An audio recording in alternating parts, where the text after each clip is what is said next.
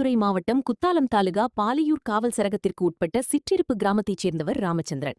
இவரது மகன் காவலராக பணியில் உள்ளார்.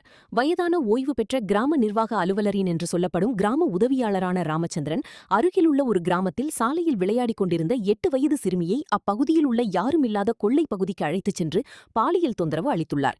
இதுகுறித்து யாரிடமும் சொல்லக்கூடாது என்று சிறுமியை எச்சரித்து அனுப்பியுள்ளார். பயந்து போன சிறுமி சம்பவம் குறித்து பெற்றோரிடம் கூறியுள்ளார்.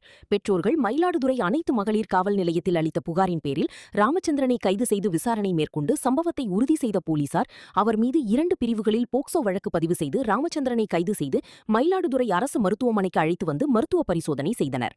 தொடர்ந்து நீதிமன்றத்தில் ஆஜர்படுத்தி சிறையில் அடைத்தனர்.